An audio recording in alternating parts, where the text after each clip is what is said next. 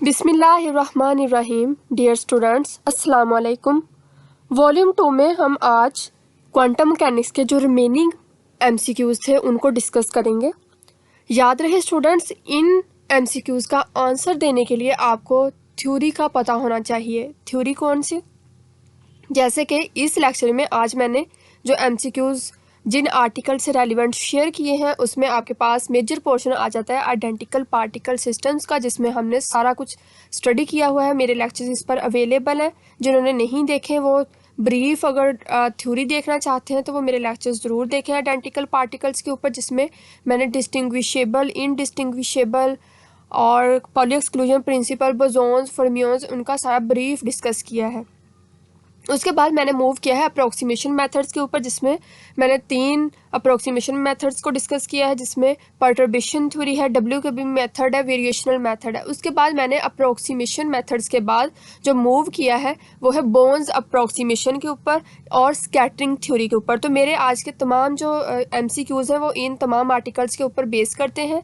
इनका आंसर्स आपको जो ब्रीफ अगर आपने एक्सप्लेनेशन देखनी है तो आप मेरे लेक्चर्स दे सकते हैं। इसके अलावा आप जो है वो इन थ्योरी को स्टडी कर सकते हैं। बाकी जो है मैं आज की वीडियो में साथ साथ एमसीक्यूज़ के मैं जो आंसर्स हैं उनको हाईलाइट करती जाऊंगी और थोड़ी थोड़ी उनके बारे में जो है एक्सप्लेनेशन वो मैं शेयर करती जाऊंगी।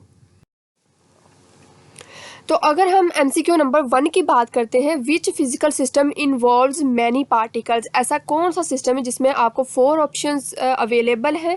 आपने बताना है इनमें कौन सा सिस्टम है जो मैनी पार्टिकल सिस्टम के तौर पर बिहेव करता है, जिसमें आपके पास ऑप्शन 1 है न्यूक्लियॉन्स, एटम्स, मॉलिक्यूल्स या ऑल। तो ये हमारे पास अगर इसके आंसर की हम बात करते हैं तो इसका आंसर होगा option D which is all, क्योंकि मॉलिक्यूल्स, एटम्स, न्यूक्लियॉन्स हमारे पास ऐसे एलिमेंट्स हैं जो मैनी पार्टिकल्स के तौर पर या मैनी पार्टिकल सिस्टम्स के तौर पर बिहेव करते हैं। इसी तरह से जब हम नेक्स्ट एमसीक्यू नंबर 2 की बात करते हैं, एटॉमिक, न्यूक्लियर एंड सब nuclear systems involve intermediate numbers of particles.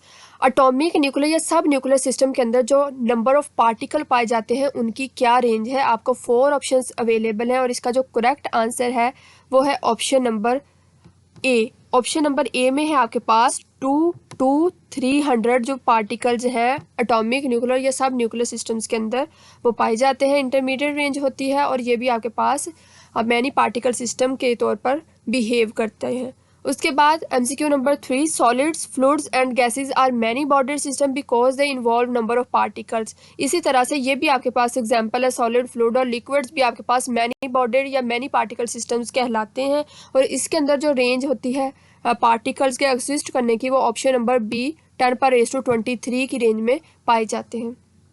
उसके बाद है कि अगर आपके पास n पार्टिकल सिस्टम है तो आप उसके डायनामिक्स को किस तरह से बता सकते हैं। डायनामिक्स का मतलब कि आप उसका वेव फंक्शन किस तरह से फाइंड आउट कर सकते हैं, आप उसकी एनर्जी किस तरह से फाइंड आउट कर सकते हैं, आप उसकी other internal properties like momentum of the particle, position of the particle, flavour of the particle, charge of the particle, spin off the particle, तो वो आप उनको किस तरह से डिफाइन कर सकते हैं n पार्टिकल्स के लिए या n पार्टिकल सिस्टम के लिए। तो उसके लिए हम जो डायनामिक्स अप्लाई करते हैं वो होती है सिंगल पार्टिकल के लिए, कि जो सिंगल पार्टिकल की डायनामिक्स, सिंगल पार्टिकल का जो फार्मूला आप श्रोडिंगर इक्वेशन फॉर एग्जांपल लगाते हैं या आप जो है वो मोमेंटम ऑपरेटर लगाते हैं, तो इसी तरह से एक पार्टिकल का फाइंड आउट करते हुए हम मैनी पार्टिकल सिस्टम को अप्रोच कर सकते हैं, मैनी पार्टिकल सिस्टम का फाइंड आउट कर सकते हैं। तो इस तरह से option A is the right answer of 4 MCQ।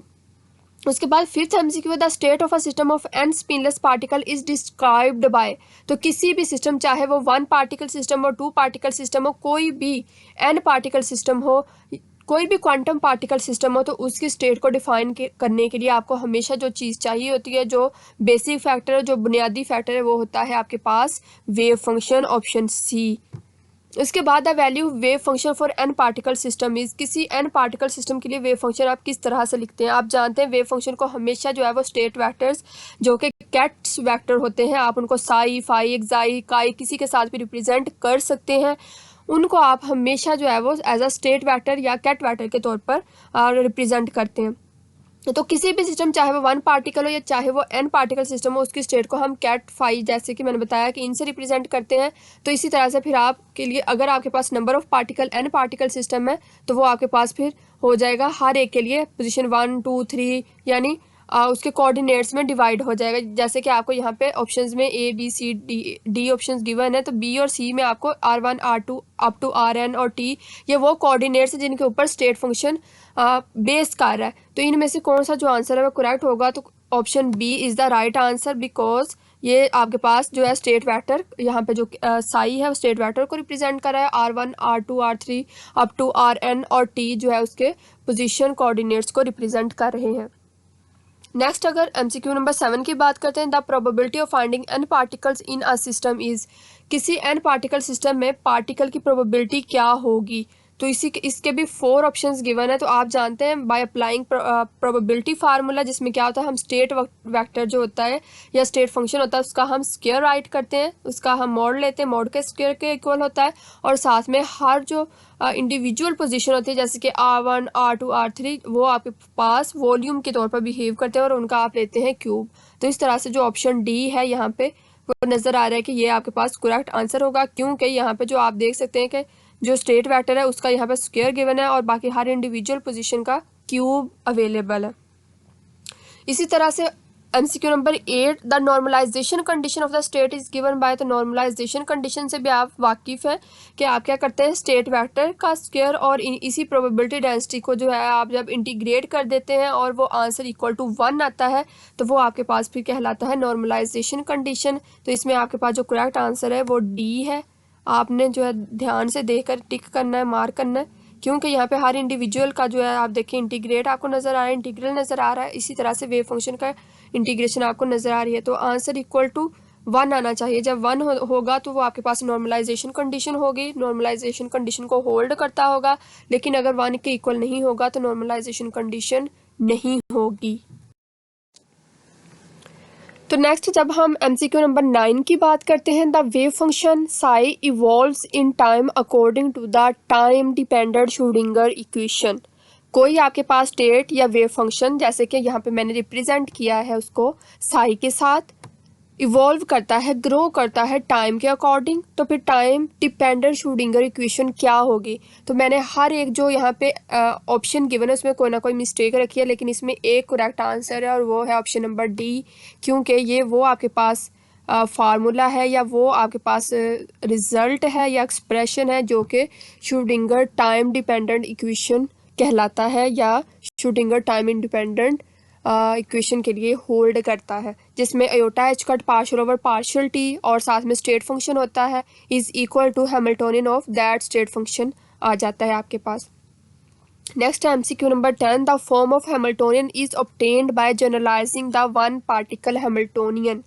तो आप जो है वो हैमिल्टोनियन को किस तरह से जनरलाइज कर कर वन पार्टिकल के लिए राइट करते हैं। तो आप जानते हैं कि आपके पास होता है momentum operator plus value of potential. तो मोमेंटम ऑपरेटर का आपके पास होता है स्क्वायर।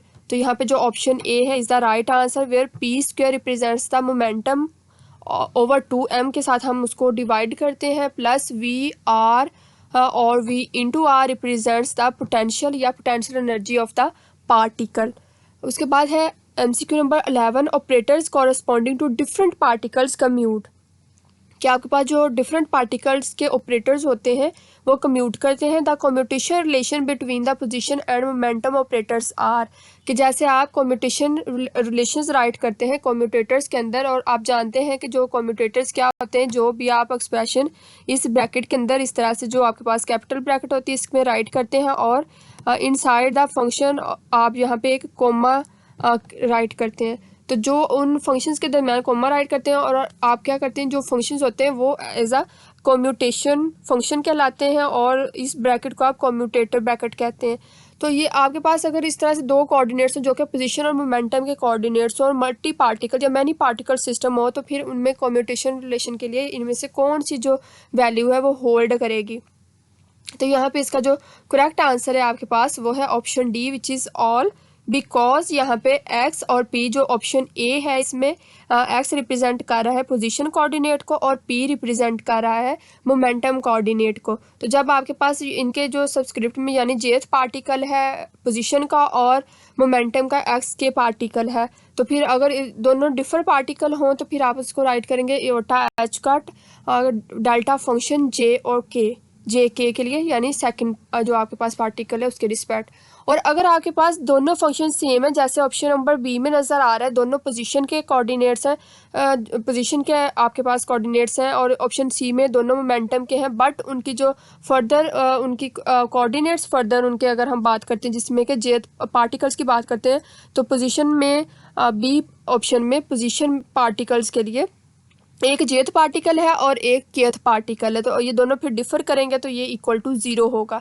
इसी तरह से ऑप्शन सी में दोनों मोमेंटम के पार्टिकल हैं ऑल्दो, बट उनके जो फर्दर कोऑर्डिनेट्स की जो फर्दर पार्टिकल्स हैं वो एक्स जे और एक्स के यानी कि ऑपोजिट या डिफरेंट पार्टिकल्स हैं। डिफरेंट पार्टिकल्स के लिए again commutation equal to 0 for many particle system. तो इस तरह से option D is the right answer. यहाँ पे मैंने एक्सप्लेनेशन के अंदर भी ये बात जो है राइट कर दी है। इसी तरह से आप वाई और जी कंपोनेंट्स के लिए भी राइट कर सकते हैं।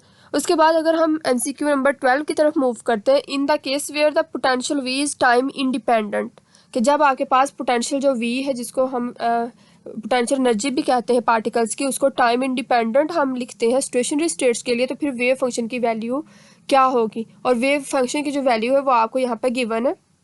आप देख सकते हैं कि जब आपके पास स्टेशनरी स्टेट्स के लिए आप वेव फंक्शन राइट करते हैं टाइम इंडिपेंडेंट, तो यहाँ पे आपके पास जो रिजल्ट है, ये मैंने आपको इसका एक जो है आर्टिकल भी लेक्चर्स में करवाया था, तो ये इसके इक्वल होता है, तो ये इसका आंसर आएगा ट्रू। ओके हो गया। उसके बाद 13 एमसीक्यू है, the properties of stationary states for a single particle also apply to N particle system, those properties are conserved as. हम जो प्रॉपर्टीज है स्टेशनरी स्टेट के लिए या सिंगल पार्टिकल के लिए उन्हीं को ही अप्लाई करते हैं एन पार्टिकल सिस्टम के लिए। जैसे कि हम क्या करते हैं, हम प्रोबेबिलिटी फाइंड आउट करते हैं, हम एनर्जी फाइंड आउट करते हैं, हम एक्सपेक्टेशन वैल्यू फाइंड आउट करते हैं, स्टेट वेक्टर्स फाइंड आउट करते हैं, स्पिन या मोमेंटम या जो है चार्ज बताते हैं, तो वो हम सिंगल पार्टिकल का रिजल्ट फाइंड आउट करने के बाद उसी थ्योरी को या उसी फार्मूलिज्म को हम अप्लाई करते हैं एन पार्टिकल सिस्टम के लिए। तो इन जो ऑप्शंस हैं इनमें से कौन सा फिर जो है स्टेटमेंट ट्रू होगी? तो इसमें जो है ऑप्शन ई जो है यानी ऑल कि तमाम चीज़ें जो है वो कंजर्व रहती हैं, चाहे वो प्रोबेबिलिटी डेंसिटी हो, चाहे वो प्रोबेबिलिटी करंट डेंसिटी हो, चाहे वो expectation value of time independent operators हो, या फिर वो चाहे energy of the stationary states हो, तमाम क्वांटिटीज तमाम properties must remains conserved. Next है आपके पास permutation operator P I J also called. Permutation operator को पी से हम रिप्रेजेंट करते हैं और आई जे मतलब उसके पार्टिकल्स, तो इसको हम और क्या कहते हैं जो परम्यूटेशन ऑपरेटर, इसका दूसरा नाम क्या कहलाता है? Commutation operator, null operator, exchange operator, independent operator.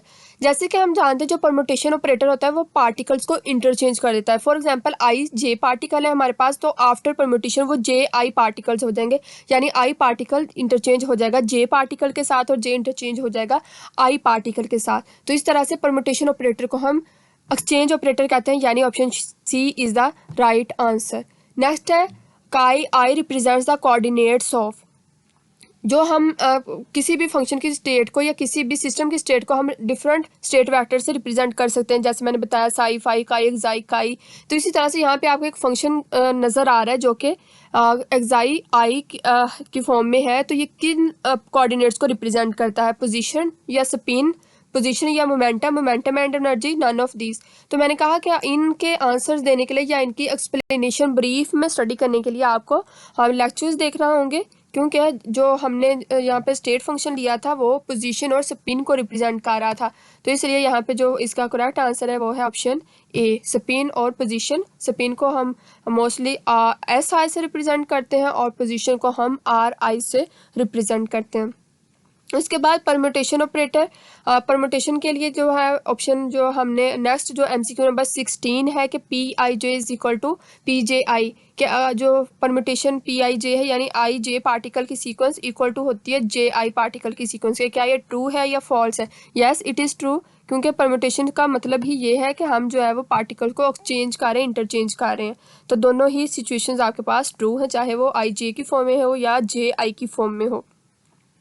Next है कम्यूटेशन होल्ड नहीं करता परम्यूटेशन के लिए। तो परम्यूटेशन के ऑपरेटर्स को आप जैसे मर्जी लिखें, चाहे वो आप आई जे के पार्टिकल के लिए लिखें, चाहे आई आई पार्टिकल के लिए लिखें, के एल पार्टिकल, जिस तरह से भी जिस भी सीक्वेंस में आप उसको लिखें, चाहे ऑप्शन ए बी सी तो इनमें से वो जब कॉम्पिटिशन होल्ड ही नहीं करता तो वो किसी में भी इक्वल टू ज़ीरो नहीं होगा।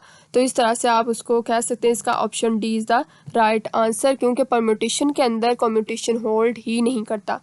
नेक्स्ट है we have P I square is equal to 1। आपको पी आई जे का स्क्वेयर इक्वल टू 1 गिवन है, hence P J I has 2 eigen values.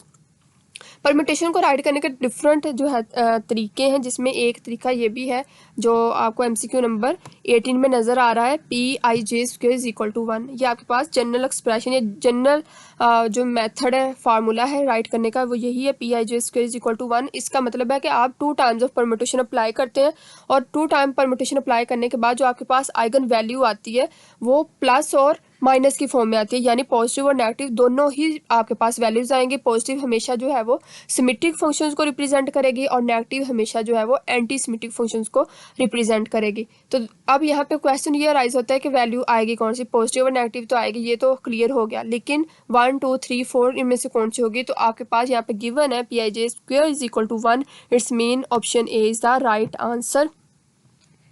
उसके बाद MCQ number 19, 2 successive applications of PJI leave the wave function unchanged.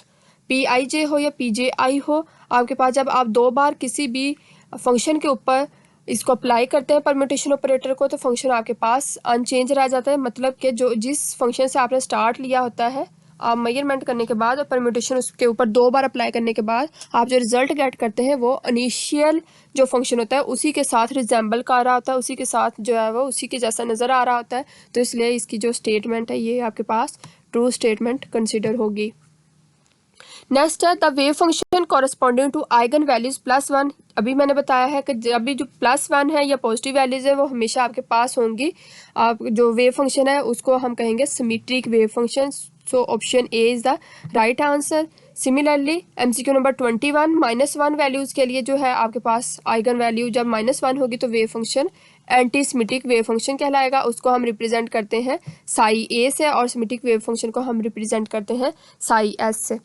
इसी तरह से एक example या एक क्वेश्चन है नेक्स्ट MCQ नंबर 22 में आपको एक वैल्यू गिवन है, 2 पार्टिकल्स हैं, 2 पॉसिबिलिटीज़ हैं R1 R2 की फॉर्म में, आपने इसके ऊपर परम्यूटेशन अप्लाई करना है।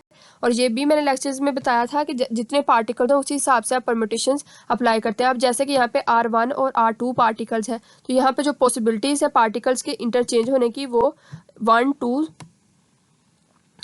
और 2 1 है, यानी आप 1 को 2 के साथ और 2 को 1 के साथ जो है इंटरचेंज कर सकते हैं। तो सिर्फ 2 ही परम्यूटेशन अप्लाई होंगी, P12 और P21। तो आप दोनों में से जो सी मर्जी पहले अप्लाई कर लें। अप्लाई करने के बाद आप देखेंगे जो आपके पास आंसर आएगा वो होगा सिमेट्रिक।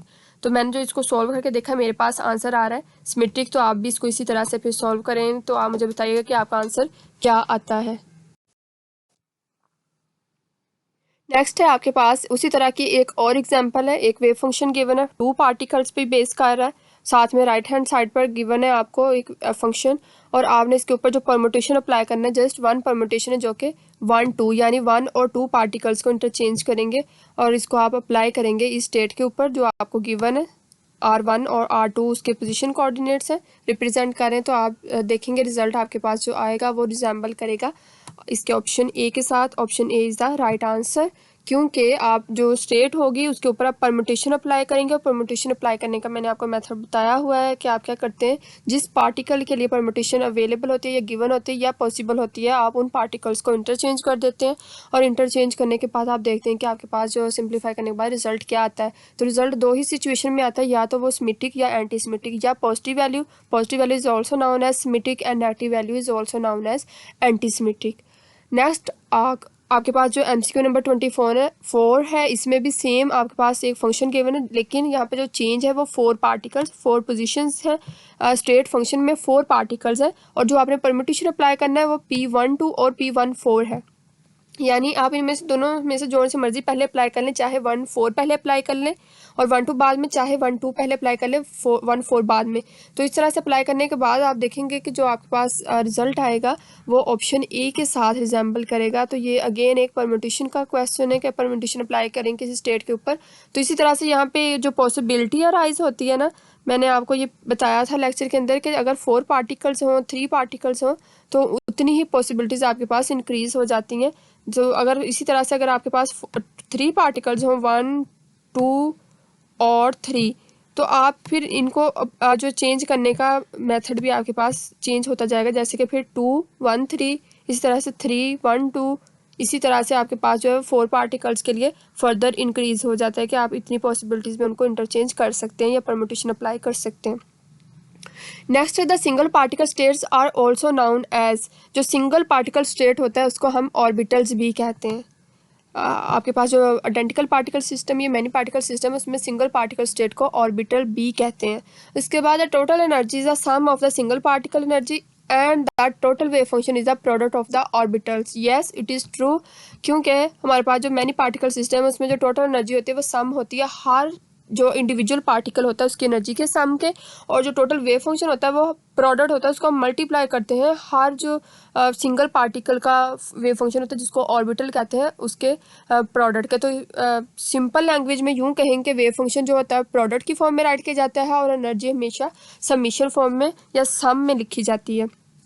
नेक्स्ट है if the particle moved in a one dimensional harmonic oscillator it occupies how many number of quantum state.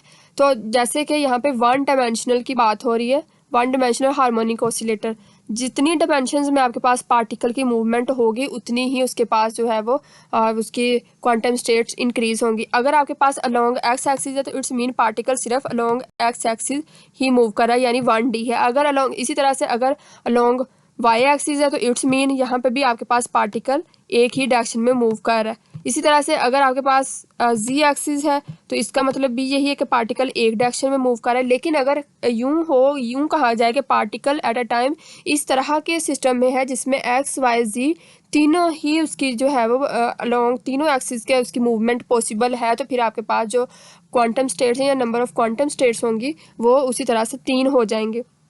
तो जब 1D की बात करते हैं तो फिर आपके पास जो नंबर ऑफ स्टेट है वो इक्वल टू 1 आएगा।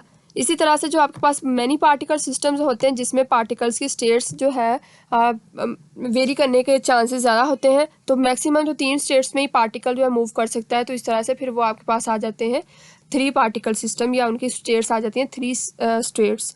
तो इसी तरह से जो MCQ नंबर 28 है if electrons of an atom moved in a potential well, क्योंकि जब हम सिंगल पार्टिकल की बात करते हैं, जैसे कि हम जो मोस्ट कॉमन एग्जांपल लेते हैं कि पार्टिकल को ट्रैप किया गया है एक पोटेंशियल वेल के अंदर, तो इसमें पार्टिकल की अलोंग एक ही एक्सिस के उसकी होती है, क्योंकि एक सिंगल पार्टिकल है वो या तो at a time along x axis move करेगा या वो अलोंग वाई एक्सिस मूव करेगा या वो अलोंग जी एक्सिस, क्योंकि सिंगल पार्टिकल को ट्रैप किया गया ना, तो सिंगल पार्टिकल के लिए उसकी फिर जो मोशन है वो अलोंग 1D रिस्ट्रिक्ट रहेगी। लेकिन जब हमारे पास एटम की मूवमेंट की हम बात करते हैं या इस तरह के हम एग्जांपल लेते हैं जो कि मल्टीपल पार्टिकल के साथ मिलकर बना हो ऐसा सिस्टम, तो जैसे कि एटम है तो वो फिर इलेक्ट्रॉन्स से मिलकर बना होता है, तो एटम्स बहुत इलेक्ट्रॉन्स बहुत ज़्यादा होते हैं, तो फिर हम ये रिस्ट्रिक्ट नहीं कर सकते कि जो वन पार्टिकल है या वन इलेक्ट्रॉन है वो अलोंग एक्स एक्सिस मूव करेगा और दूसरा भी अलोंग एक्स एक्सिस ही मूव करेगा। तो फिर इस सिचुएशन में यूँ होता है कि एक अगर इलेक्ट्रॉन अलोंग एक्स एक्सिस है, दूसरा वाई एक्सिस, तो तीसरा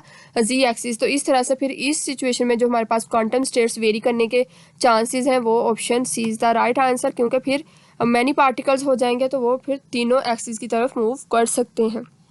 नेक्स्ट है the orbital radial orbital magnetic and spin quantum numbers are in correct sequence. तो हम रेडियल जो हमारे पास होते हैं क्वांटम नंबर उनको n से रिप्रेजेंट करते हैं, ऑर्बिटल को l से रिप्रेजेंट करते हैं, मैग्नेटिक को ml से और स्पिन क्वांटम नंबर को ms से। तो accordingly option A is the right answer. इसी तरह से अगर हम डिस्टिंग्विशेबल स्पिनलेस पार्टिकल्स की बात करते हैं जिनको हम सेव करते हैं या उनको ट्रैप करते हैं एक इन्फिनिट पोटेंशियल वेल के अंदर जिसका साइज़ a है, तो उसमें क्या होता है कि अगर हम उनकी एनर्जी स्टेट्स की बात करते हैं कि कौन सा पार्टिकल जो है वो ग्राउंड स्टेट में ही रहेगा और कौन सा जो है वो अपर स्टेट्स के जो है अपर स्टेट में मूव कर सकता है। तो जैसे कि फॉर एग्जांपल हम एक एनर्जी सिस्टम लेते हैं कि ये हमारे पास एक इस तरह का एनर्जी स्टेट है जिसमें जो E=1 होगा, यानी कि हमारे पास E0 है, तो ये ग्राउंड स्टेट की एनर्जी है। यहाँ पे पार्टिकल्स जो है वो फर्स्ट स्टेट के अंदर मूव करेंगे, फर्स्ट स्टेट के अंदर रहेंगे, तो ये हम उसको कह देते हैं कि ये उसकी ग्राउंड स्टेट है या ग्राउंड स्टेट इसको कह लें कि E0 को हम ग्राउंड स्टेट कहते हैं, या इसमें जो क्वांटम नंबर होगा पार्टिकल की एग्जिस्टेंस होगी वो =1 होगी। इसी तरह से अगर हम फर्स्ट एक्साइटेड स्टेट को रिप्रेजेंट करते हैं तो उसके लिए हम राइट कर देते हैं E1, यानी ये हमारे पास फर्स्ट एक्साइटेड स्टेट है, और यहाँ पे जो पार्टिकल के मूव करने की या स्टे करने की पॉसिबिलिटी है वो n इक्वल टू 2 है। यहाँ पे याद रहे जो n है वो रिप्रेजेंट कर रहा है पार्टिकल्स के नंबर्स को, पार्टिकल के क्वांटम नंबर को। तो अगर हम कहते हैं कि कोई पार्टिकल हमारे पास मैसिव है, ये या तो आपको गिवन हो सकता है या आप खुद अज्यूम कर लें कोई पार्टिकल आपके पास मैसिव है, तो फिर डेफिनेटली आप जानते हैं कि नेक्स्ट स्टेट में जाने के लिए पार्टिकल्स को दो ही चीज़ें चाहिए होती है। Number 1 is the energy, number 2 उसका मैस ज़्यादा हो।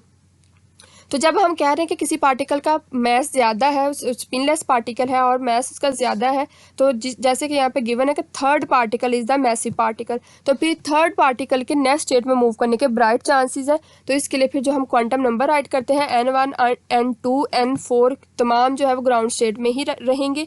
उसके लिए आप जो है वो उसको इक्वल टू 1 पुट करेंगे और जो पार्टिकल मैसिव होगा वो अपनी अपर स्टेट में नेक्स्ट एक्साइटेड स्टेट में मूव कर सकता है। तो उसके लिए जो आप क्वांटम नंबर पुट करेंगे वो n3 इज इक्वल टू 2 होगा, क्योंकि ये जो है वो अपनी एक्साइटेड स्टेट में मूव कर जाएगा। इसी तरह से जो फर्दर एक्साइटेड स्टेट में मूव करने के लिए फिर अगेन जो पार्टिकल हैवी होगा, चाहे वो ग्राउंड स्टेट से हो चाहे वो फर्स्ट एक्साइटेड स्टेट से हो, तो उसको हम फिर नेक्स्ट स्टेट में मूव करवा लेते हैं।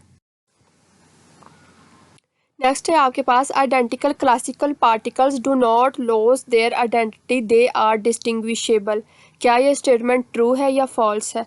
तो ये स्टेटमेंट जो है आपके पास ट्रू है, क्योंकि जो आइडेंटिकल पार्टिकल, जब हम क्लासिकल मैकेनिक्स के अंदर आइडेंटिकल पार्टिकल्स को स्टडी करते हैं तो वो अपनी जो उनकी आइडेंटिटी होती है, आइडेंटिफिकेशन होती है, शनाख्त होती है, उसको लॉस्ट नहीं करते हैं। हम उनकी इस तरह से भी एग्जांपल ले सकते हैं कि हम उन पार्टिकल्स को डिफरेंट कलरिंग कर देते हैं, तो डिफरेंट उनको टैग कर देते हैं, तो वो चाहे उनको फिर बाद में मिक्सअप कर भी दें तो वो अपनी आइडेंटिफिकेशन को लॉस्ट नहीं करते हैं।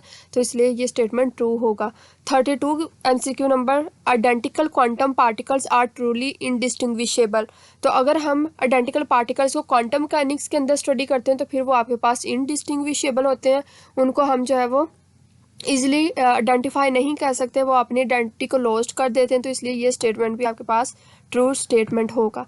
नेक्स्ट है 33 MCQ, why identical particle loss their identity in quantum mechanics. Quantum mechanics के अंदर पार्टिकल्स अपनी आइडेंटिफिकेशन क्यों लॉस्ट कर देते हैं? तो इसकी दो रीजंस हैं। इसमें एक तो ये कि हम पार्टिकल्स को जैसे क्लासिकल मैकेनिक्स के अंदर टैग कर देते हैं, यानी कि उनको या तो उनको नेम दे देते हैं या उनको डिफरेंट कलर कर देते हैं, रेड पार्टिकल, ब्लू पार्टिकल, जैसे कि मैंने लेक्चर्स में भी बताया था।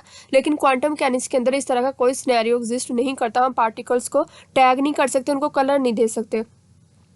उसके बाद इसमें अनसर्टनिटी पाई जाती है। इन जो है क्वांटम मैकेनिक्स के अंदर अनसर्टनिटी की वजह से भी हम पार्टिकल्स को आइडेंटिफाई इजीली नहीं कर सकते। तो इसलिए जो इसका आंसर है वो आपके पास ऑप्शन नंबर सी होगा, बोथ ए एंड बी।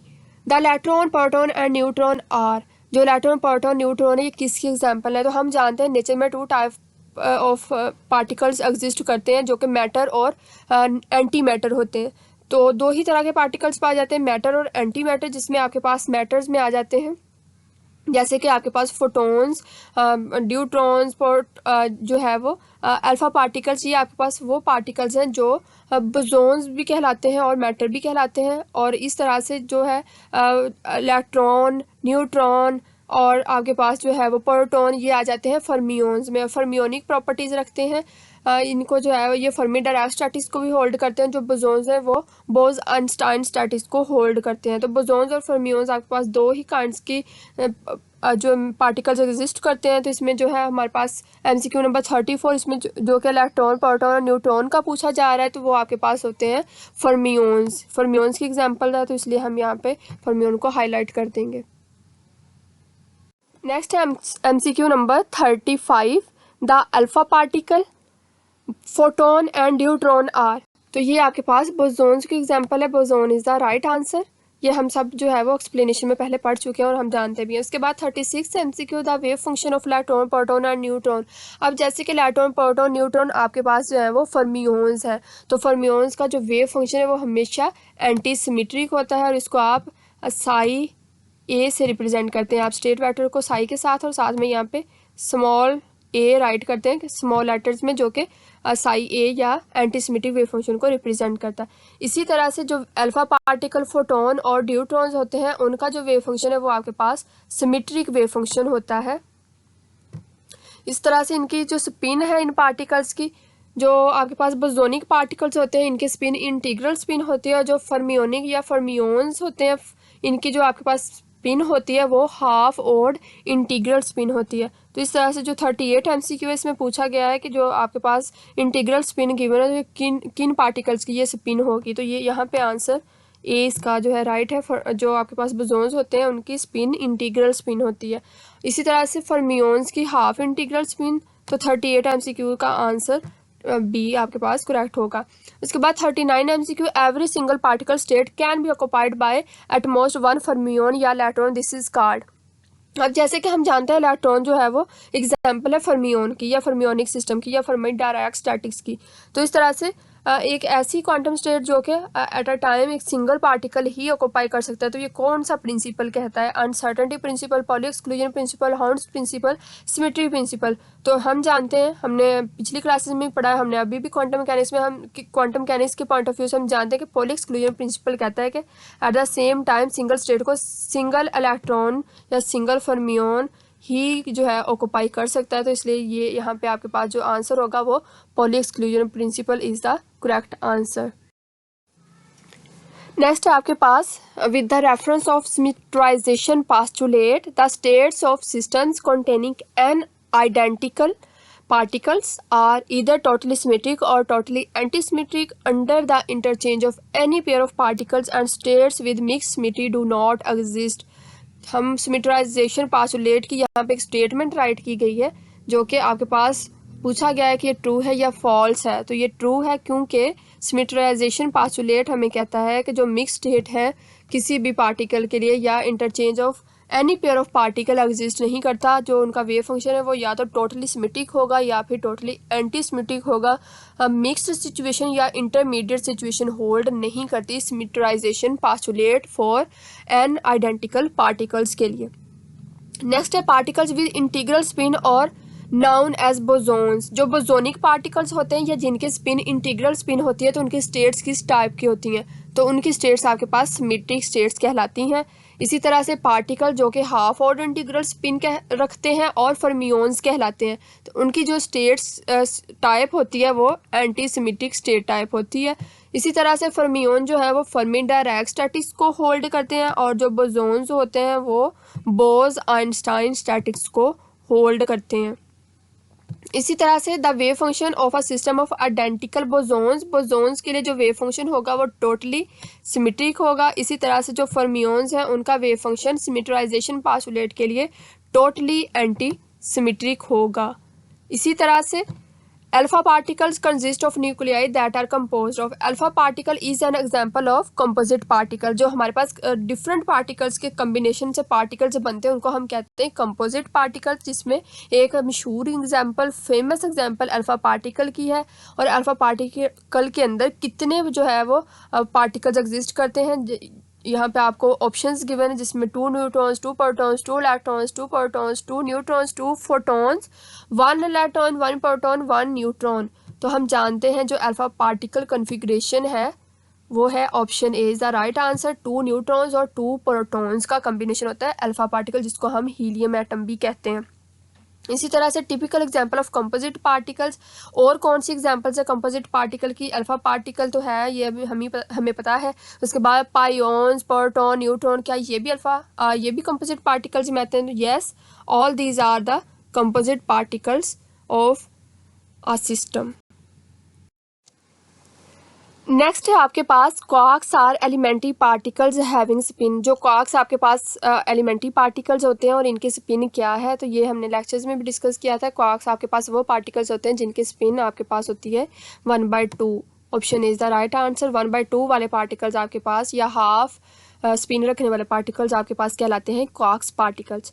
उसके बाद nucleons has 3 quarks so they are categorise as. तो ये जो है हम किस तरह से एक इवन या ओड नंबर से किसी भी पार्टिकल को कैटेगराइज कर सकते हैं, किसी भी पार्टिकल को हम सीक्वेंस कर सकते हैं। तो ये हमने लेक्चर्स में डिस्कस किया था कि जो हम पैरिटी कम्बिनेशन से भी पार्टिकल को कैटेगराइज कर सकते हैं। पैरिटी कम्बिनेशन मतलब जो आपके पास इवन पैरिटी वाले पार्टिकल्स होते हैं वो बोसोन्स होते हैं, और जो ओड पैरिटी वाले पार्टिकल्स होते हैं जैसे कि 1, 3, 5, 7, 9, ये ओड पैरिटी रखने वाले पार्टिकल्स हैं, ये तमाम फर्मियोन्स कहलाएंगे या फर्मियोनिक पार्टिकल्स कहलाएंगे। इसी तरह से जो इवन पैरिटी रखते हैं वो पार्टिकल्स आपके पास 2, 4, 6, 8 इस तरह की पैरिटी रखने वाले पार्टिकल्स आपके पास बोसोनिक पार्टिकल्स या बोसोन्स कहलाएंगे। So option A is the right answer for MCQ number 50 and option B is the right answer for MCQ number 51। इसी तरह से आपके पास जो परम्यूटेशन है वो पॉजिटिव कब होती है या नेगेटिव कब होती है। तो हम परम्यूटेशन ऑपरेटर को जब सिमेट्राइजेशन पास्टुलेट के अंदर इस्तेमाल करते हैं, इसका यूज़ करते हैं, तो हम इसको राइट करते हैं -1 पर raise to p, where p is the permutation operator, और ये इक्वल टू किस कम्बिनेशन के होता है। तो ये दो कम्बिनेशन के इक्वल होता है, प्लस और माइनस, यानी कि प्लस और माइनस का मतलब कि प्लस जो है वो आपके पास टोटली सिमेट्रिक स्टेट्स के लिए और माइनस जो है वो टोटली एंटी सिमेट्रिक स्टेट्स के लिए। तो इसमें से जो करेक्ट आंसर है इवन परम्यूटेशन होगा तो फिर आपके पास +1 आएगा, option A is the right answer, और ऑड परम्यूटेशन के लिए जो है आपके पास option B is the right answer. इसी तरह से फिर जब हम आइडेंटिकल पार्टिकल, जब अनआइडेंटिकल पार्टिकल्स जो कि इंडिस्टिंग्विशेबल पार्टिकल्स भी होते हैं, तो उनको हम स्लॉटर डिटर्मिनेंट या कैरेक्टरिस्टिक डिटर्मिनेंट के अंदर भी राइट कर सकते हैं। तो उसके लिए जो पॉसिबल कम्बिनेशन है 4 ऑप्शंस, MCQ नंबर 54 के 4 ऑप्शंस गिवन है। तो इसमें जो पॉसिबल आंसर है वो है ऑप्शन बी। वो इसलिए option B is the right answer क्योंकि जब हम किसी भी पार्टिकल को, चाहे वो जितने भी कम्बिनेशन का हो, 1 का, 2 का, 2 से कम पार्टिकल्स को हम जो है स्लॉटर डिटर्मिनेंट के अंदर राइट नहीं कर सकते हैं। इनको मल्टीपल पार्टिकल को, 2 पार्टिकल्स को, 3 को, 4 को और n पार्टिकल्स को हम स्लॉटर डिटर्मिनेंट के अंदर राइट करते हैं। तो जो इसकी पॉसिबल सीक्वेंस है या इसको कैसे कैटेगराइज कर सकते हैं, तो जो हमारे पास पार्टिकल्स होते हैं, जैसे कि आपके पास फॉर एग्जांपल 2 पार्टिकल्स हैं, आप उनकी स्टेट्स को फाई से रिप्रेजेंट करें या साई से रिप्रेजेंट करें, तो जो पार्टिकल 1 है इधर से उनका जो आपके पास कॉलम होगा वो सेम होगा, यानी कि पार्टिकल की स्टेट्स, जैसे यहाँ पे स्टेट्स को फाई से रिप्रेजेंट किया गया है, आप चाहें तो इसको साई से भी रिप्रेजेंट कर सकते हैं, साई फाई किसी भी स्टेट वेक्टर से रिप्रेजेंट कर सकते हैं। 1 पार्टिकल के लिए जो फर्स्ट कॉलम है वो सेम होगा और उनकी पोजीशन जैसे कि ये पोजीशन 1 पार्टिकल 1 की पोजीशन और सिमिलरली पार्टिकल 2 की पोजीशन, तो यहाँ पे जो पोजीशंस है वो सेम होंगी।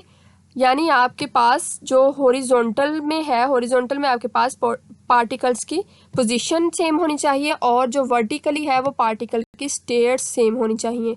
इधर जैसे कि आपको नज़र आ रहा है 511 स्टेट्स को रिप्रेजेंट कर रहा है, इधर 522 स्टेट को रिप्रेजेंट कर रहा है। इसी तरह से जो आप हॉरिजॉन्टल देखते हैं या रो वाइज देखते हैं तो वो पार्टिकल्स की पोजीशन है, पार्टिकल 1 की पोजीशन स्टेट 1 के अंदर, पार्टिकल 1 की पोजीशन स्टेट 2 के अंदर, इसी तरह से पार्टिकल 2 की पोजीशन स्टेट 1 के अंदर और पार्टिकल 2 की पोजीशन जो है वो स्टेट 2 के अंदर। तो इस तरह से जो है वो correct sequence option B is the right answer.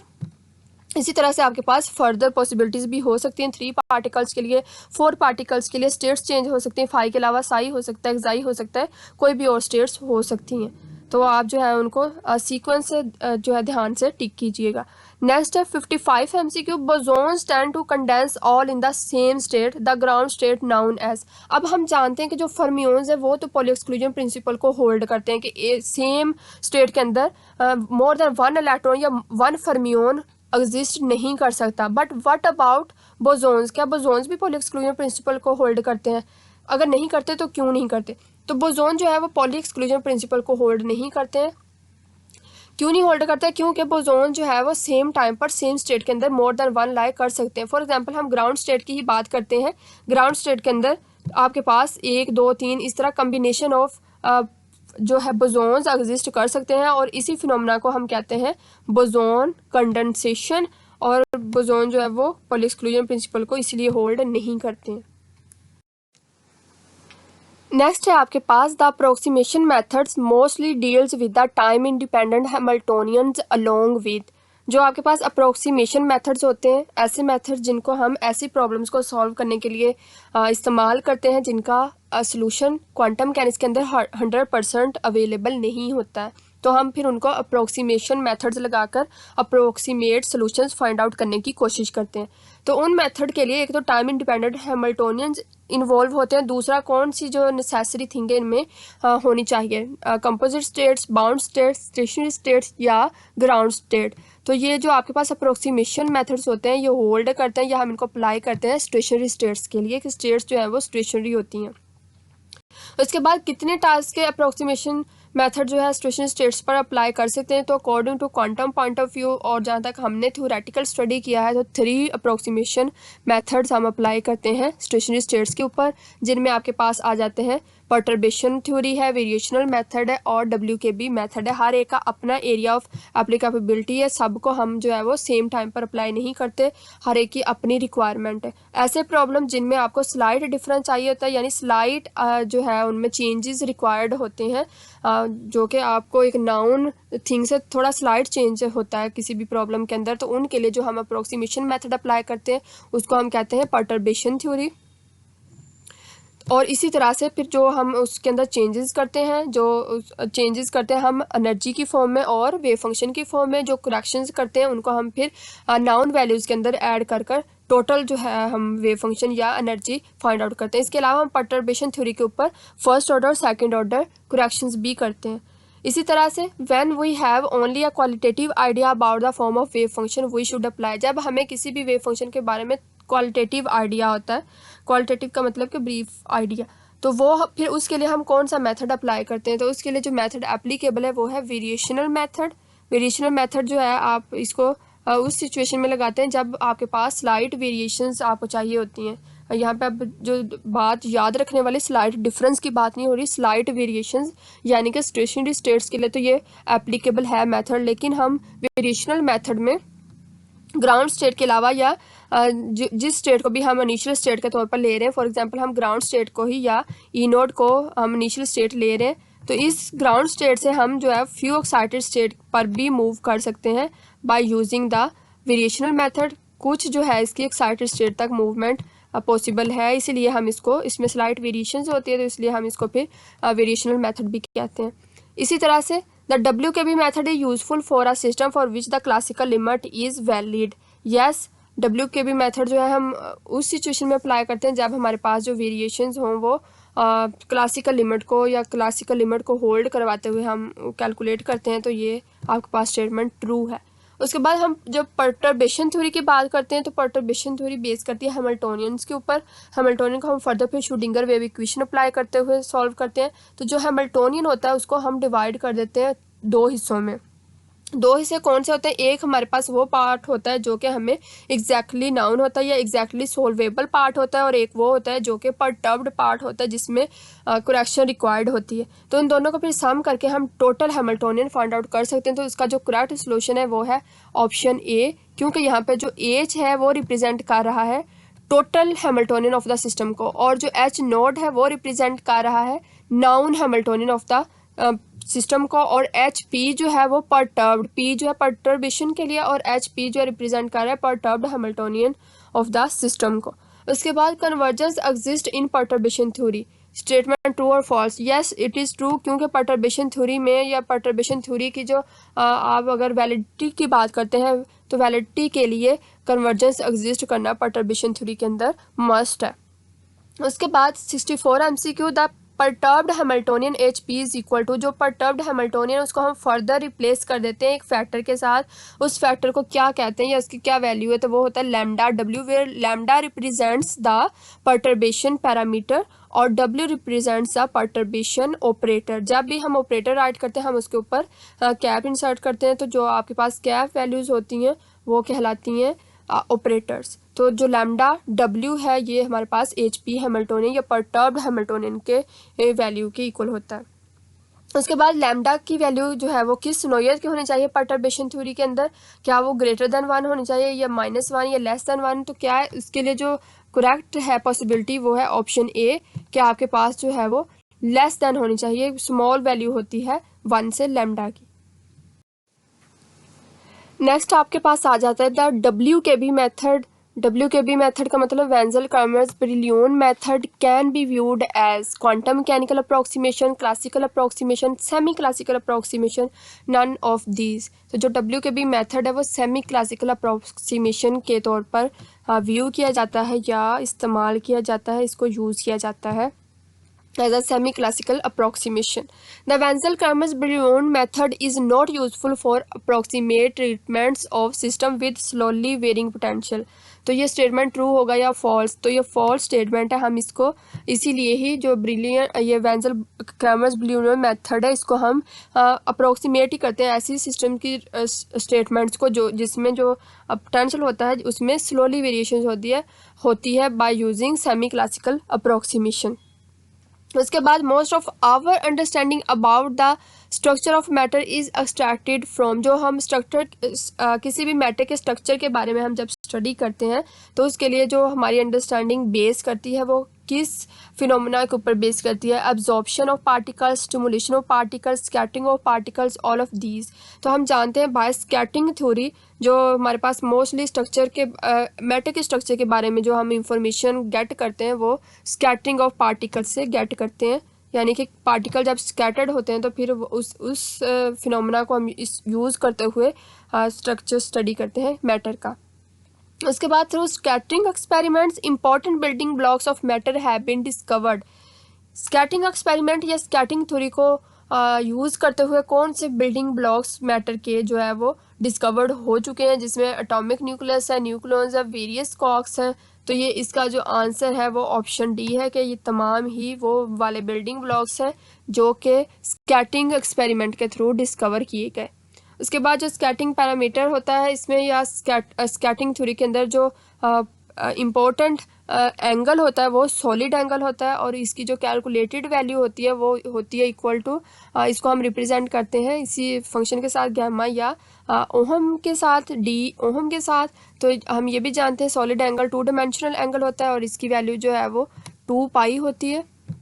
इसके अलावा इसको हम जो है कैलकुलेटेड वैल्यू स्कैटरिंग थ्योरी के अंदर इसको रिप्रेजेंट करते हैं साइन थीटा, डी थीटा और डी फाई से, क्योंकि 2 डायमेंशन है और जो स्कैटरिंग एक्सपेरिमेंट होता है उसमें जो पार्टिकल इंसिडेंट पार्टिकल टारगेट को हिट करने के बाद डिफरेंट एंगल्स पे मूव करते हैं, जिसमें theta, phi, solid, pi, 2 pi ये सारे एंगल्स एग्जिस्ट करते हैं। A quantity that plays a central role in the physics of scattering, तो स्कैटरिंग को प्रोड्यूस करने के लिए जो आपके पास बुनियादी क्वांटिटी है या इनिशियल जो स्टेप है वो कौन सा है, कौन सी जो क्वांटिटी है वो यहाँ पे सेंट्रल रोल प्ले करती है, जिसमें integral cross section, solid cross section, differential cross section, none of this. तो इसका जो आंसर है वो है डिफरेंशियल क्रॉस सेक्शन और इसकी मैंने थ्योरेटिकल भी आपको बताया था कि डिफरेंशियल क्रॉस सेक्शन जो है वो इम्पोर्टेंट और सेंट्रल रोल प्ले करता है स्कैटरिंग थ्योरी के अंदर। The differential cross section is represented bye, हम डिफरेंशियल क्रॉस सेक्शन को किस तरह से रिप्रेजेंट करते हैं, हम सिंपल क्रॉस सेक्शन को सिग्मा से रिप्रेजेंट करेंगे। जो हमारे पास सिंपल, अगर सिंपल क्रॉस सेक्शन का वर्ड यूज़ किया जाए तो उसको आप सिंपल सिग्मा के साथ रिप्रेजेंट करेंगे, लेकिन अगर डिफरेंशियल क्रॉस सेक्शन का वर्ड यूज़ किया जाए तो वो फिर आपके पास D sigma over D solid angle, यानी सॉलिड एंगल जो कि 2 डायमेंशनल एंगल है उस पर हम डी सिग्मा यानी डिफरेंशिएट करेंगे सिग्मा को अलोंग थीटा और फाई, तो वो आपके पास होगा differential cross section, option A. 74 MCQ, the incident flux और incident current density is equal to.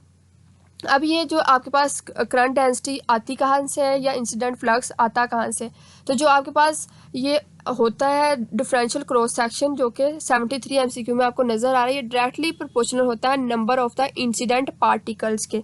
Number of incident particles को हम एन थीटा फाई से रिप्रेजेंट करते हैं, ये उसका डायरेक्टली प्रोपोर्शनल होता है। जब डायरेक्टली प्रोपोर्शनल के साइन को हम रिमूव करते हैं तो हम जानते हैं कि हमारे पास जो है वो इक्वल और कांस्टेंट ऑफ प्रोपोर्शनैलिटी आ जाता है। उस कांस्टेंट को हम 1/j इंसिडेंट से रिप्रेजेंट करते हैं, 1/j incident where j incident represents the incident flux और करंट डेंसिटी। जो आपके पास ये फ्लक्स, इसको मैं इधर राइट कर देती हूँ, जो j इंसिडेंट ये एज अ कांस्टेंट आपके पास आता है, जो जब आपके पास ये जो डिफरेंशियल क्रॉस सेक्शन है ये डायरेक्टली प्रोपोर्शनल होता है नंबर ऑफ इंसिडेंट पार्टिकल्स के, इंसिडेंट पार्टिकल्स के भी और टारगेट पार्टिकल्स के भी। और उसको इधर जो है वो ये आपके पास नज़र आ रहा है, ये आपके पास इस तरह से होता है, number of D N theta phi represents the number of incident और टारगेट पार्टिकल्स। यहाँ पे ये वाली वैल्यू आ जाएगी और ये इक्वल इधर आ जाएगा डिफरेंशियल क्रॉस सेक्शन के। तो इस तरह से जो जे इंस की वैल्यू है इसको हम करंट डेंसिटी और इंसिडेंट फ्लक्स भी कहते हैं। और ये आपके पास जब वैल्यू आप फाइंड आउट करते हैं जे इंस को, तो यहाँ पे आप इनको दोनों को डिवाइड कर देते हैं, तो इसका जो करेक्ट आंसर है वो ऑप्शन डी है, जो 74 MCQ है इसका जो आंसर है वो है ऑप्शन डी, क्योंकि यहाँ पे जब सॉलिड एंगल दोनों साइड पर जाकर ये कैंसिल आउट हो जाएगा तो सिर्फ आपके पास नंबर ऑफ पार्टिकल ओवर जो वैल्यू रह जाएगी वो डिफरेंशियल क्रॉस सेक्शन की रह जाएगी। इसी तरह से हम जो है इसकी डायमेंशन क्या होगी डिफरेंशियल क्रॉस सेक्शन की। अब आप देख सकते हैं कि डिफरेंशियल क्रॉस सेक्शन को हम डिवाइड कर रहे हैं सॉलिड एंगल के ऊपर। हम जानते हैं सॉलिड एंगल 2 डायमेंशनल, और जब भी 2 डायमेंशन की बात होती है तो इसका मतलब होता है एरिया इन्वॉल्व। तो इट्स मीन जब हम इसको सॉलिड एंगल पर डिवाइड कर रहे हैं डिफरेंशियल क्रॉस सेक्शन को, तो फिर इसकी डायमेंशन सेम होंगी जैसे कि सॉलिड एंगल की होती है, यानी कि जैसे कि एरिया की डायमेंशन होती है आपके पास। नेक्स्ट है आपके पास डिफरेंशियल क्रॉस सेक्शन को किस तरह से डिफाइन करते हैं या इसका फार्मूला क्या है। अभी डिफरेंशियल क्रॉस सेक्शन की मैंने बात की है। डिफरेंशियल क्रॉस सेक्शन मैंने बताया कि आप जब इसको स्कैटरिंग थ्योरी के अंदर स्टडी करते हैं तो डिफरेंशियल क्रॉस सेक्शन आप जो सिंपल क्रॉस सेक्शन को सिग्मा से रिप्रेजेंट करते हैं, और जब आप डिफरेंशियल क्रॉस सेक्शन की बात करते हैं तो उसको आप फिर D sigma over D solid angle से रिप्रेजेंट करते हैं। तो डिफरेंशियल क्रॉस सेक्शन को जब हम डिफाइन करते हैं तो ये तो आप सिंपल आपने इसका फार्मूला लिख दिया कि ये डिफरेंशियल क्रॉस सेक्शन। इसको डिफाइन कैसे करेंगे? डिफाइन ये इस तरह से होगा कि डिफरेंशियल क्रॉस सेक्शन की वैल्यू जब डायरेक्टली प्रोपोर्शनल होगी नंबर ऑफ द इंसिडेंट और टारगेट पार्टिकल्स के, नंबर ऑफ द इंसिडेंट और target particles over solid angle. तो ये आपके पास डेफिनेशन होगी डिफरेंशियल क्रॉस सेक्शन की। आप जानते हैं जब आप फिर इधर से ये प्रोपोर्शनल साइन हटाते हैं तो यहाँ से आपके पास आ जाता है इक्वल का साइन, और साथ में एक कांस्टेंट आ जाता है के कांस्टेंट। के से रिप्रेजेंट कर लें, सी से रिप्रेजेंट कर लें, तो उस के कांस्टेंट को फिर फर्दर जो है उसकी वैल्यू पुट की है मैंने, जिसको मैंने 1 ओवर जे इंसिडेंट के साथ रिप्लेस किया है, और जे इंसिडेंट्स यहाँ पर रिप्रेजेंट कर रहा है फ्लक्स को, डेंसिटी फ्लक्स को, इंसिडेंट पार्टिकल के डेंसिटी फ्लक्स को या करंट डेंसिटी को। तो इसी तरह से फिर आप जो है वो इसकी वैल्यू भी फाइंड आउट कर सकते हैं। आप जानते हैं जब इसको आप उधर मूव करेंगे लेफ़्ट हैंड साइड के ऊपर, तो इधर से ये दोनों वैल्यूज़ लेफ़्ट हैंड साइड वाली आप इधर राइट हैंड साइड पर मूव कर लेंगे तो आपके पास ये वाली वैल्यू और ये वाली वैल्यू दोनों कैंसिल आउट हो जाएंगे, यानी जो सॉलिड एंगल है और बाकी आपके पास जो वैल्यू रह जाएगी वो इसकी रह जाएगी। ये वैल्यू होगी जे इंस की वैल्यू। तो लेकिन यहाँ पे ये अभी मैंने प्रीवियसली जी इंस की वैल्यू जो है वो बताई है आपको, तो इसलिए मैंने उसको ड्राइव करना भी बता दिया है आपके वो किस तरह से आती है। लेकिन यहाँ पे जो MCQ नंबर 76 है उसमें डिफरेंशियल क्रॉस सेक्शन का बताना है, तो इसमें जो करेक्ट आंसर है वो आपके पास ऑप्शन सी करेक्ट है, क्योंकि यहाँ पे जो क्रॉस सेक्शन है वो इक्वल आपको नज़र आ रहा है। कॉन्स्टेंट पैरामीटर जो कि 1 over J incident current flux है, करंट डेंसिटी फ्लक्स है, और नंबर ऑफ पार्टिकल्स इंसिडेंट और टारगेट पार्टिकल्स के।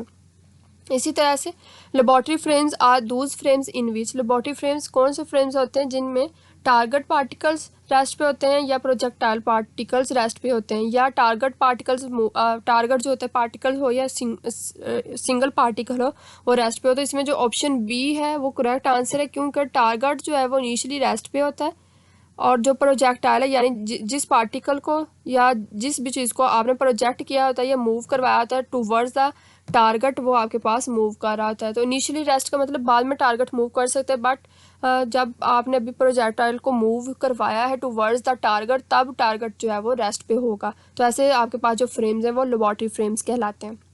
उसके बाद स्कैटरिंग थ्योरी के अंदर जो है हम किस तरह की फ्रेम्स यूज़ करते हैं, हमारे पास कौन से फ्रेम्स आते हैं एज अ रिज़ल्ट। तो स्कैटरिंग थ्योरी में जब हम एक्सपेरिमेंट करते हैं तो हमारे पास 2 टाइप्स ऑफ रिजल्ट्स क्रिएट होते हैं, जिसमें एक्सपेरिमेंटल मेजरमेंट्स होती हैं और थ्योरेटिकल कैलकुलेशंस होती हैं, और इन दोनों को कंपेयर करके फिर हम उससे रिजल्ट्स अखज़ करते हैं या रिजल्ट्स डिडक्ट करते हैं। तो इसका जो है राइट आंसर सी होगा। कौन सा रिजल्ट हम डिडक्ट करते हैं, उसमें हमारे पास ये होता है कि जो टोटल क्रॉस सेक्शन है दोनों फ्रेम्स के अंदर, यानी एक्सपेरिमेंटल मेजरमेंट के अंदर भी और जो है थ्योरेटिकल मेजरमेंट के अंदर भी वो सेम रहनी चाहिए। टोटल क्रॉस सेक्शन का मतलब सिग्मा की वैल्यू, यानी जो टोटल सिग्मा है वो थ्योरेटिकल कैलकुलेशन के लिए भी और एक्सपेरिमेंटल कैलकुलेशन के लिए भी सेम होनी चाहिए। उसके बाद जो नंबर ऑफ कोलिजन है, यानी कि इंसिडेंट पार्टिकल को जब टारगेट के साथ हिट करवाते हैं तो वो सेम नहीं होंगे। क्यों नहीं होंगे? क्योंकि हो सकता है एक्सपेरिमेंटल मेजरमेंट्स में आपके पास 1 पार्टिकल कोलाइड किया हो, 2 किए हो, 3 किए हों, और वाइस वर्सा थ्योरेटिकल में से कम या ज़्यादा हो सकते हैं, तो इसलिए नंबर ऑफ कोलिजन सेम नहीं होंगे। और जो डिफरेंशियल क्रॉस सेक्शन है, अब डिफरेंशियल क्रॉस सेक्शन की बात कर रही हूँ तो इट्स मीन जो डी सिग्मा है, यानी डी सिग्मा ओवर जो है आपके पास सॉलिड एंगल डी ओहम या डी गैमा जो है, ये आपके पास जो है डिफरेंट होगा। क्यों डिफरेंट होगा? क्योंकि हम जानते हैं कि सिग्मा भी थीटा और फाई डिपेंडेंट है, इसी तरह से गैमा भी थीटा और फाई डिपेंडेंट है, और थीटा और फाई जो है वो फ्रेम डिपेंडेंट है। तो इस तरह से total cross section, differential cross section जो है वो आपके पास सेम नहीं रहेगा। तो जो इसी तरह से जो फिर 79 MCQ है, इसका जो आपके पास करेक्ट आंसर है वो ऑप्शन डी होगा, ऑल। इसी तरह से इफ़ द पोटेंशियल, ये बोन्स अप्रोक्सीमेशन का MCQ है। Next MCQ number 80 bones approximation से लिया गया है। इफ़ द पोटेंशियल VR, जो कि मैंने पोटेंशियल को रिप्रेजेंट किया है V से, और R वो है position coordinate, is a weak enough it will distort only. अगर आपके पास किसी भी कोई सिस्टम है इस तरह का जिसमें आपके पास आपने पोटेंशियल अप्लाई किया हुआ है और पोटेंशियल आपके पास इस तरह से है कि वो बहुत ज़्यादा वीक है, तो वो आपके पास एक इस तरह किस टाइप ऑफ वेव से जो है डिस्टोर्ट हो जाएगा, टूट जाएगा। कौन सी टाइप ऑफ वेव को आप उसके ऊपर हिट करवाएंगे?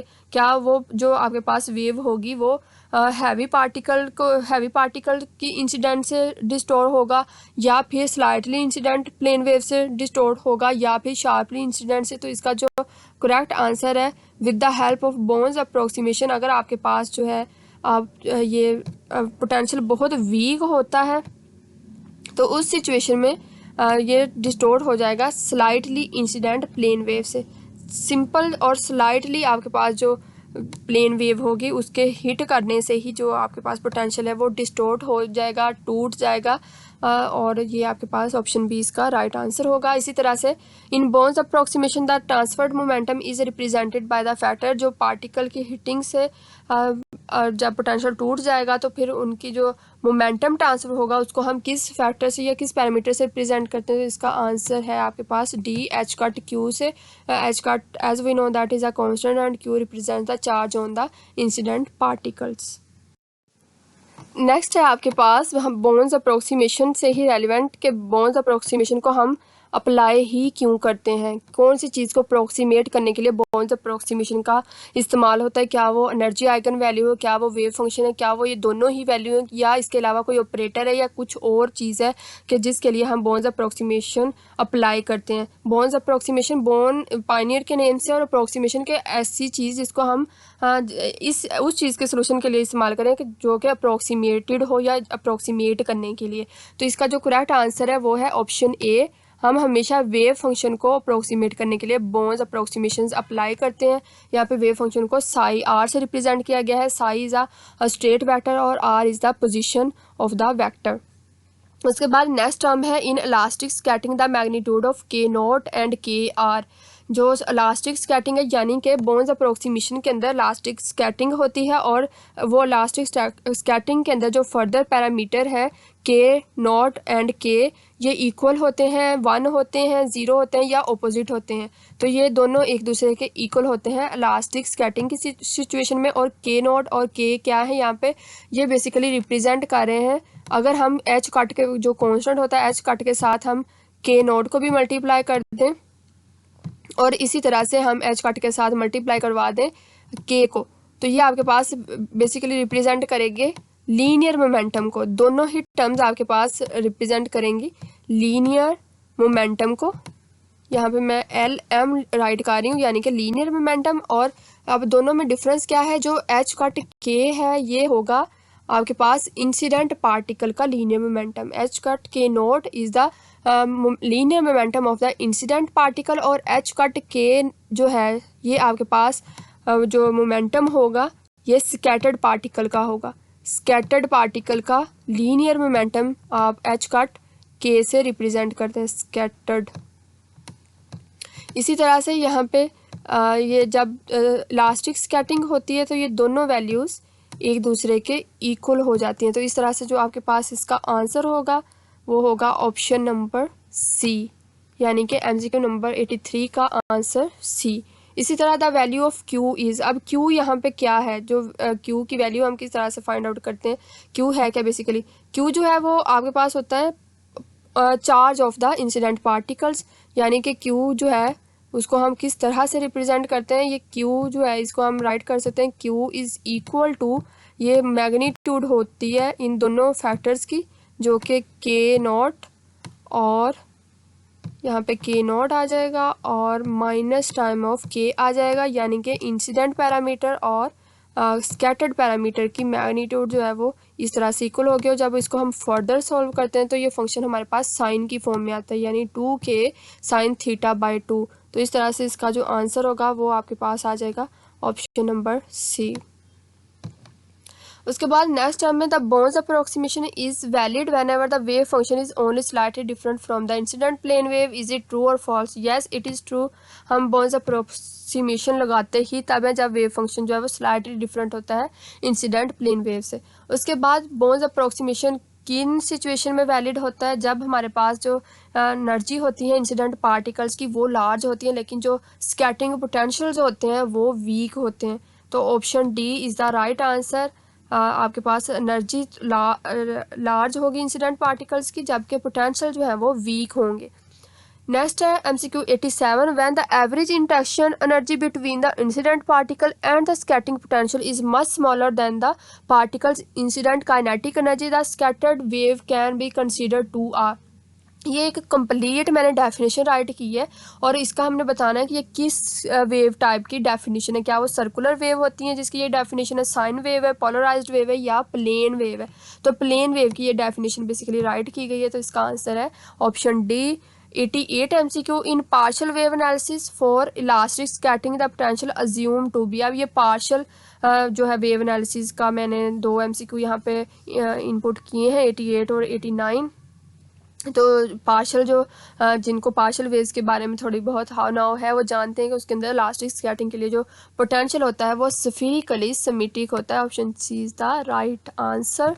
उसके बाद in almost all scattering experiments detectors are located at distance from the target that are much dash than the size of the target itself.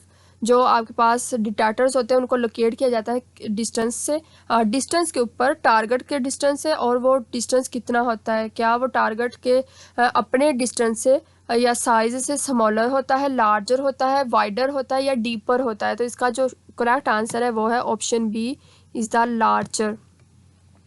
तो स्टूडेंट्स ये थे जो MCQ रिमेनिंग थे वॉल्यूम 2 के लिए। मैंने कहा था मैं शेयर करूंगी और आई होप ये इसमें मैंने जो तमाम आर्टिकल्स अपनी तरफ से जो है मैंने इसमें कवर करने की ट्राई की है। आई होप कि ये आपके एग्ज़ाम्स के लिए बहुत जो है वो यूज़फुल होंगे इंशाल्लाह, होपफुली। और अगर कहीं से कोई मसला हो तो डिस्कस कर लीजिएगा। वीडियो को ज़रूर देखिएगा और पसंद आए आपको तो अच्छी लगे तो लाइक भी ज़रूर कीजिएगा, कमेंट ज़रूर कीजिएगा। थैंक यू एंड अल्लाह हाफिज़।